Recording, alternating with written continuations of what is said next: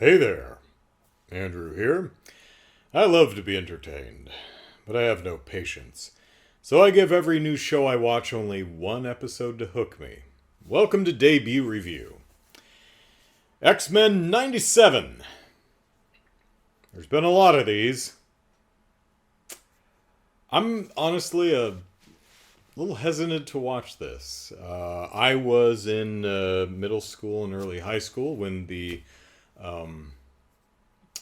X-Men animated series started airing. And I really enjoyed it. I have not seen every single episode of the entire run. That was almost impossible to do when I was a kid because stuff aired at odd times, stuff would get preempted, stuff would air out of order, some episodes never aired for whatever reason. Pretty much now that the series is now on Disney Plus, I could have watched it, I just didn't. But I have seen every episode of Ghostbusters, the real Ghostbusters animated series, because I bought the DVD box set. What gives me pause? It's currently Thursday night. This premiered 2 nights ago. What gives me pause is I enjoyed the show when I was 12, 13, 14, 15, 16 when the show was running. I'm 44 now. And I'm not sure if this show if its target audience is those of us who enjoyed the show when we were kids and are middle-aged now, or if it's keeping the exact same tone and targeting the same demographic, the same age group that the original show started. And if that's the case, which is a perfectly legitimate approach, this show might not be for me anymore. And I certainly don't begrudge anyone for whom this show is. Certainly not.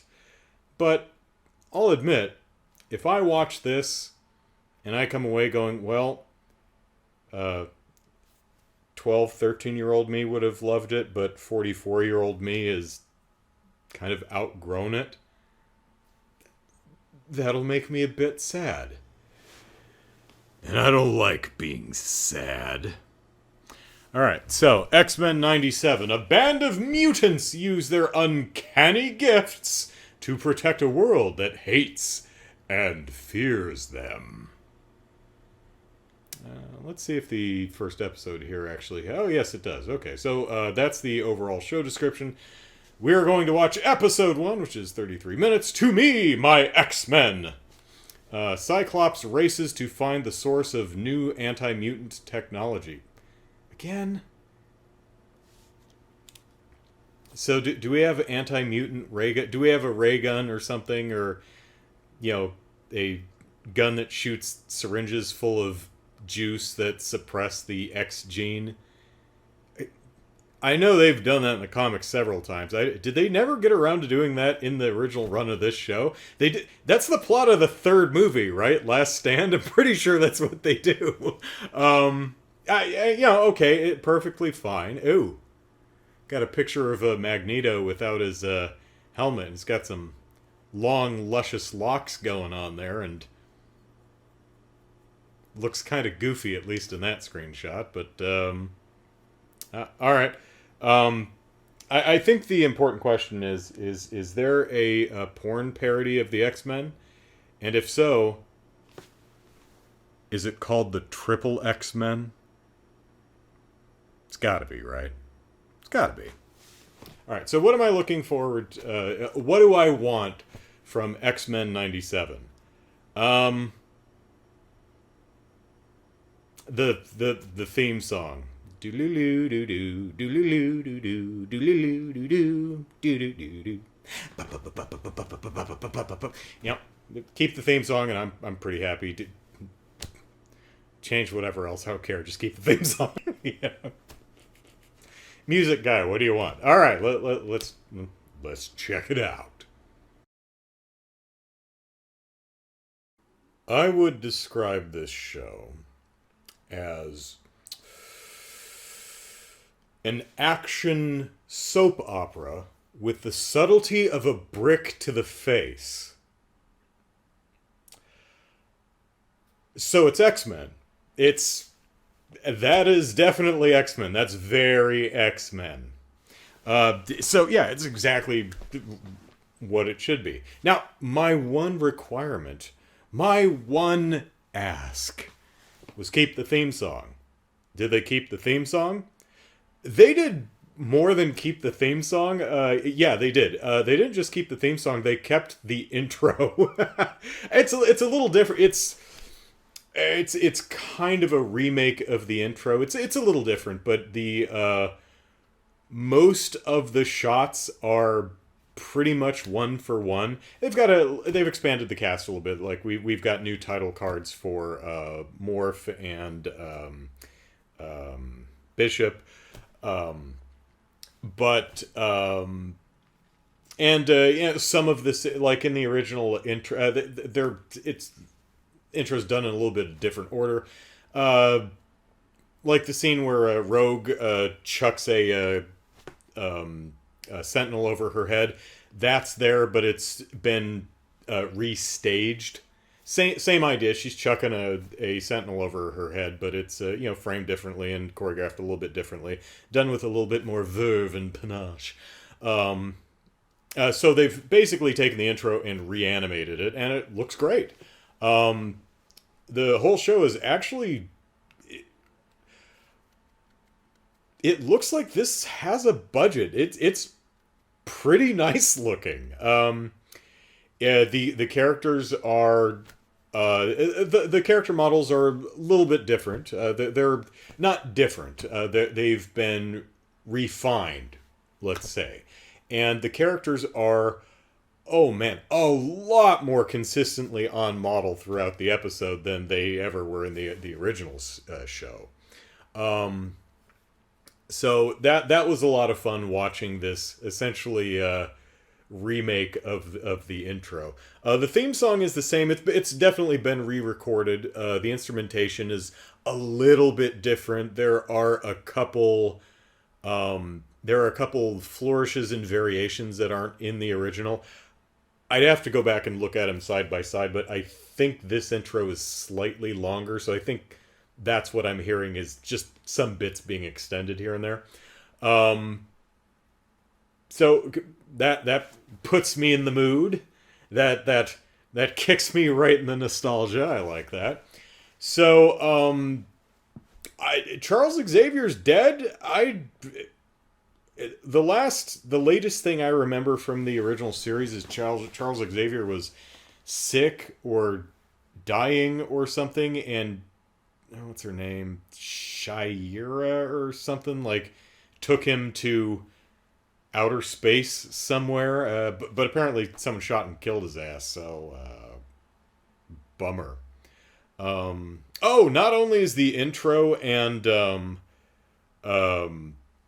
theme song the same, sounds like they got some of the original cast. Now I don't know.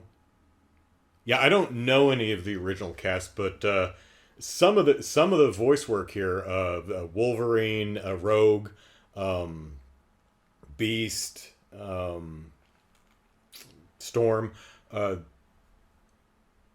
Although Storm had two different voice actors in the original series. I think Storm had I think the original voice actor just did the first season or something, and then the rest of it was a different one. Sounds like her. So it's either they got some of the original cast back, or they've got some incredible damn sound-alikes. So, kudos there. I did look at the cast list, but I don't recognize, although Jennifer Hale is in there somewhere. I recognize that name, but I have no idea who the original cast was, so I can't say, oh, they did get the original person. I'd have to, take 5 seconds and Google it, and who's got that kind of time? So, the humanity don't like the X-Men because they're all different, and different is scary, and I like how they're using a lot of modern bigots parlance. like the mutant agenda. You know, I'm surprised no one said, I don't just stop shoving your mutant agenda down our throats. But they did. Someone, I think it was Trask, says the mutant agenda. It's just like, what the fuck do you think the mutant agenda even is, you bigoted jackass? It's just existing. Just leave us alone, you putz. Is also it's also interesting. It's like the dingbats like Trask and stuff don't see mutants as humans, and I'm not sure if, like, do you just not understand how biology works, dude? Right? or is that just the bigotry talking? So the show has a really nice balance of action, which is well shot, well choreographed, well animated without the characters going weirdly off model all the time. They're actually doing some really genuinely clever stuff with some of the powers, particularly the way Scott is using his eye beams, concussive blasts, whatever the hell leaks out his eyeballs. Like, he's using... a lot of times it's depicted as I'm shooting lasers out of my eyes. But the way it's depicted here is it's a truly just concussive blast that also knocks his ass backwards too. Like, you know, equal and opposite reactions. Blast goes forward, he goes backwards. And he uses it to, like, navigate around the room. Like, if someone shoots at him, he, like, lets a blast go to push himself backwards out of the way to dodge. That's super cool. Means he's got, like, really strong neck muscles, too, because, you know, if I tried that, I'd be like, all right, pick you! My neck would just snap back. It'd probably just break my damn neck or cervical vertebrae or decapitate me. I don't know. Dude works out, though. You can tell. You don't have to look too closely at... his tight blue leotard to see that Scott is perhaps abusing some supplements, but still, some of it looks natural. So doing some cool stuff with the choreography and the power usage. There's a great bit. We actually saw part of this in the trailer that they released for this show a month ago, where Gambit hops onto Wolverine's back and charges up his claws, and that sequence is further extended by morphing into Blob, so that Wolverine can use him as a trampoline to get some height and punch a Sentinel in the face. Yeah, cool stuff like that. So the action is fun and is exciting, and well choreographed and presented. The interpersonal character relationships is overly dramatic and unsubtle in the best soap opera way. It's a lot of fun. Is the target audience my age group? No.